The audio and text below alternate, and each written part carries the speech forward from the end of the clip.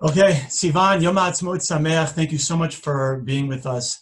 I know that you're super busy with all the interviews and TV and radio, so we really appreciate it on behalf of Yachad and NCSY. You spending a couple of minutes with us. So I wanted to ask you a couple of questions. My pleasure. Toda rabba. Thank you for letting me speak in English a little bit. I forgot my English since I came back to Israel. Thank you for calling. Okay, great. So my first question to you is, you had a chance to live in Israel, in America recently, and now back in Israel. So I think you had a chance probably to see America up close and personal. Any takeaways, any differences that maybe you picked up on between Israel and America? I'll tell you something. When we landed in Israel, by the way, maybe I should explain a little bit. We came to America, World Mizrahi Movement sent us to America as the Shlichim to North America. We met thousands of Jews, so many communities and shuls and campuses. It was fascinating, but we decided it's much better to be here at home right now, especially with everything going on in the States. But, everything stopped, all the activities, nothing happened. So we came back. And there was one moment, when we came back, we landed at Ben Gurion Airport, and we were quarantined for 14 days. But we listened to the news on our way to the place where we were isolated for 14 days. We just opened, we listened to the Israeli radio for the first time. And they all talked about the Seder night, Leila Seder. What's going to happen? Netanyahu, our prime minister, is seriously holding a press conference explaining, don't go to your grandmother. It's dangerous. And you listen to the, all the leaders of the health system, the IDF, the supreme people in Israel, and the comedians. They all discuss the Seder night. It was shocking for me. And it was for the first time, after 8 months in the state, listening to the news from a Jewish angle. The news in America are the same. They all discuss the coronavirus. There's only one place in the world, the main headline, the front page is dealing with Leila Seder. So, it's a typical moment explaining the differences of you live as in America, the Jewish culture, you live as a minority. Your identity is shaped as a minority. And here we're the majority. And I think it makes a difference. Wow, amazing. So you mentioned, being in Israel and hearing that it's our homeland, our people. So for us, who don't live in Israel, we may visit, and maybe some of us haven't even had the chance to be in Israel. But what can we who live outside of Israel, how can we celebrate Yom Ha'atzmaut? What should we be proud of? What should we think about today as we, reflect on Israel's birthday? If you would ask me that question like a year ago, I don't think that, I had anything smart to say. Now, when I know so much about our brothers and sisters abroad there, you guys, I know it's a mutual story. We need each other all the time. It's and not only for donations or money or just if you make aliyah. No, it's a mutual story. We're one nation, and we have, our common denominator, our identity, our Torah, our heritage. And now I know how important it is. I mean, of course you can celebrate from there. I mean, you're part of the story. You help us so much. We help you. We're all connected to the same roots. I mean, and I think Israel, the fact Israel is, the strength, the way Israel is developed, I know it's a source of pride to Jews all over the world, and that's great.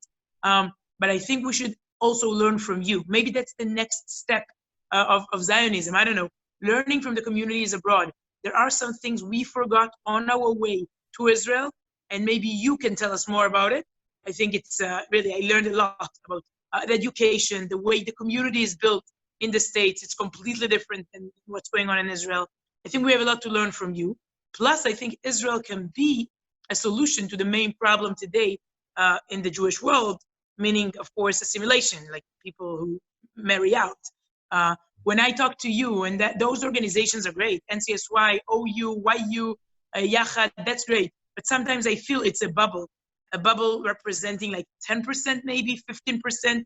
What about all the Jews, unaffiliated Jews out there, 90%? They don't know it's Yom Ha'atzmaut.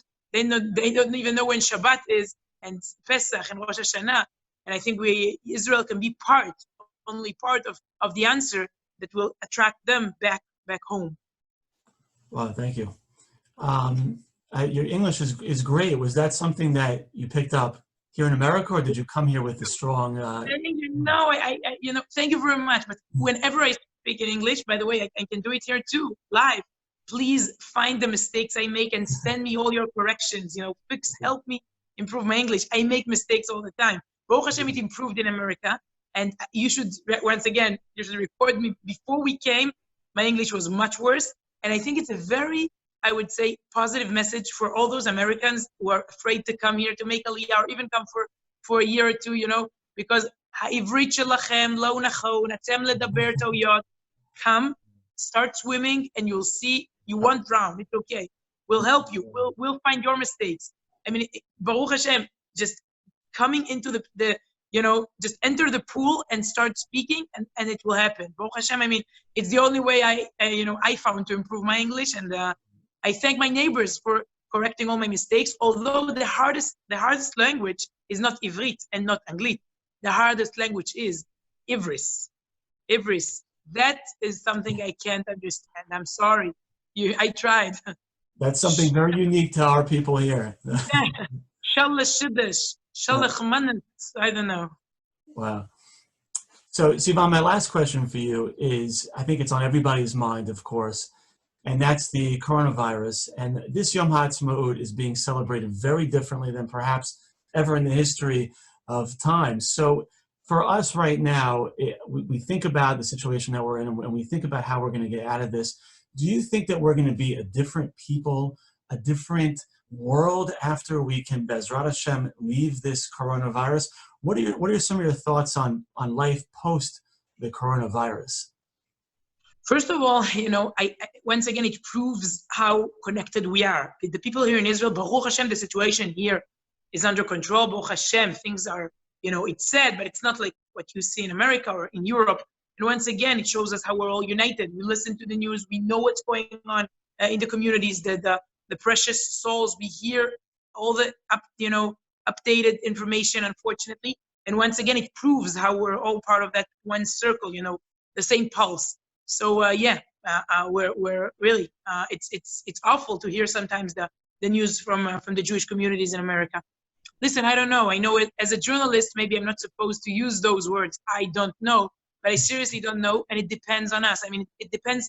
Will we go back to the world and decide we're much more balanced, and this time we want I'm curious to see, will everyone come back and buy everything, purchase, spend money, do like celebrate in maybe in the wrong way, the fact we can go back to the world we used to have, or we'll decide, okay, I had some great time with my family, with the core, I discovered the important things in my life, davening alone, those prayers are the Seder night we had, the Yom HaZikaron and Yom HaAtzmaut. I think we learned to touch the essence of everything, because all those superficial layers are deleted. You can't buy something new for Leila Seder. It's not the clothes you wear.